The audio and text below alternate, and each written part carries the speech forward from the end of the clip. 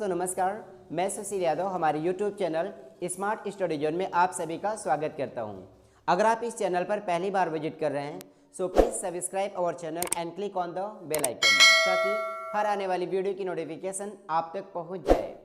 तो आइए आज की इस वीडियो की शुरुआत करते हैं और आज के इस वीडियो में मैं आप लोगों के लिए अंग्रेजी के कुछ ऐसे महत्वपूर्ण यूजेस लेकर आया हूं जिन्हें अक्सर हम अपनी आम बोलचाल की भाषा में यूज़ किया करते हैं। तो चलिए इस वीडियो की शुरुआत करते हैं और आज हम देखेंगे अपना सबसे पहला यूज जो कि है use of has and have. Use of has and have, और हमें हैज़ और हैव का यूज तब करना होगा जब हमें किसी भी हिंदी वाक्य में दिख जाए पास है, अर्थात यदि किसी व्यक्ति के पास कोई चीज़ है तो उस चीज़ को बताने के लिए हमें हैज़ और हैव का यूज़ करना है। अब बात यहाँ पे ये आती है कि हमें हैज़ कब लगाना है और हैव कब लगाना है। अगर हमारे सब्जेक्ट से सिंगुलर होते हैं जैसे he, she, it and name, then we have to use has. और यदि हमारे सब्जेक्ट से प्लूरल होते हैं जैसे I, we, you and they, then we have to use have. यानी सिंगुलर के साथ में हमको हैज़ का यूज़ करना है और प्लूरल के साथ में हमको हैव का यूज़ करना है। तो आइए हम इस यूज़ को एग्जाम्पल के माध्यम से समझते हैं। अगर हमें ये कहना हो सुमन के पास एक सोने की अंगूठी है, सुमन के पास एक सोने की अंगूठी है, तो हम इस सेंटेंस को इंग्लिश में कैसे कहेंगे? We have to say Suman has a golden ring. Suman has a golden ring. अगर हमें ये कहना है आपके पास एक नई कार है, आपके पास एक नई कार है, तो हमें क्या कहना होगा?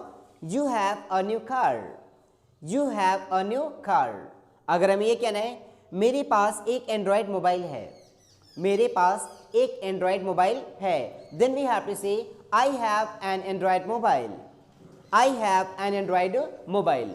अगर हमें ये कहना हो इस लड़के के पास एक काली गाय है, इस लड़के के पास एक काली गाय है, then we have to say this boy has a black cow. This boy has a black cow.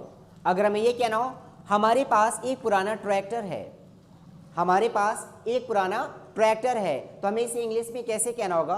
We have to say we have an old tractor. We have an old tractor. अगर हमें ये कहना हो उनके पास एक मड़ई है, उनके पास एक मड़ई है, देन वी हैव टू से they have a Shanti. They have a शांति। तो आइए हम इसे यूज को पास्ट टेंस में देखते हैं। अगर हमारा टेंस पास्ट हो जाएगा then we have to use had, और हमें हैड का यूज तब करना होगा जब हमें किसी भी हिंदी वाक्य में दिख जाए पास था, यानी किसी व्यक्ति के पास कोई वस्तु था या थी, तो इस चीज़ को बताने के लिए हमें सारे के सारे सब्जेक्ट्स के साथ में हैड का यूज करना है। यानी यदि हमारे सब्जेक्ट से सिंगुलर जैसे ही, सी, इट या किसी का नेम होगा, या फिर प्लूरल जैसे आई, वी, यू या दे होगा, तो हमें सब के लिए हैड का ही यूज करना होगा। तो आइए हम इस यूज को एग्जाम्पल के माध्यम से समझते हैं। अगर हमें यह कहना हो गांधी जी के पास एक लाठी थी, गांधी जी के पास एक लाठी थी, then we have to say Gandhi ji had a stick. Gandhi ji had a stick. अगर हमें ये कहना हो मोदी के पास एक चाय की गोमती थी, मोदी के पास एक चाय की गोमती थी, देन वी हैव टू से Modi had a tea stall. Modi had a tea stall. अगर हमें ये कहना हो मेरे पास एक कच्चा घर था, मेरे पास एक कच्चा घर था, सो वी हैव टू से I had a mud built house. I had a mud built house.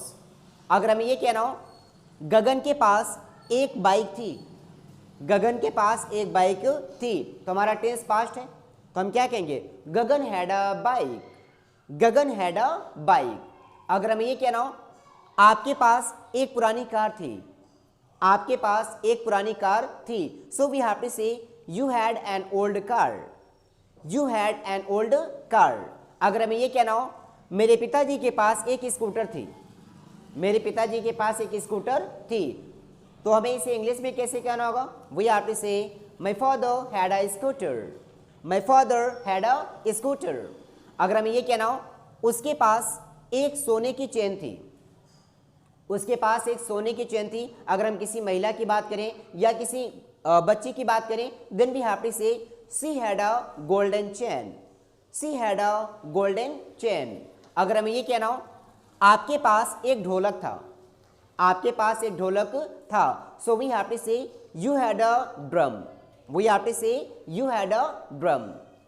तो आइए हम इसे यूज को फ्यूचर टेंस में देखते हैं। और यदि हमारा टेंस फ्यूचर हो गया then we have to use will have.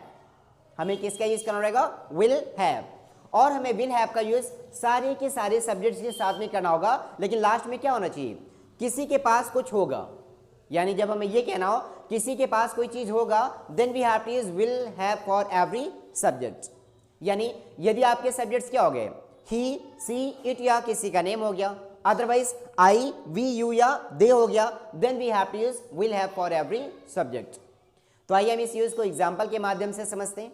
अगर हमें ये कहना हो आपके पास एक नई कार होगी, आपके पास एक नई कार होगी, then we have to say you will have a new car.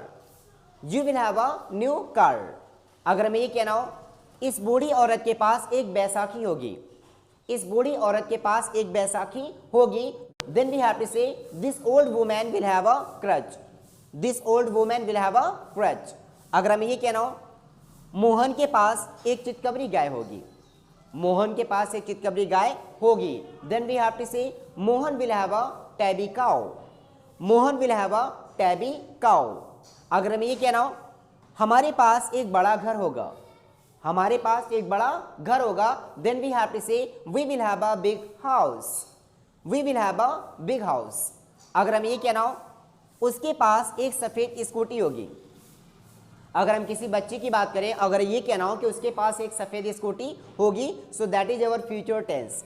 So we have to say she will have a white scooty. She will have a white scooty. अगर आपको ये कहना है रोहन के पास एक सोने की अंगूठी होगी, रोहन के पास एक सोने की अंगूठी होगी, so we have to speak this sentence in English. Rohan will have a golden ring. Rohan will have a golden ring. तो दोस्तों आज का हमारा ये वीडियो आपको कैसा लगा? अगर वीडियो पसंद आए तो हमारे चैनल को सब्सक्राइब करिएगा और वीडियो को लाइक करना ना भूलिएगा। तो हम मिलते हैं एक नए वीडियो में, तब तक के लिए नमस्कार, धन्यवाद।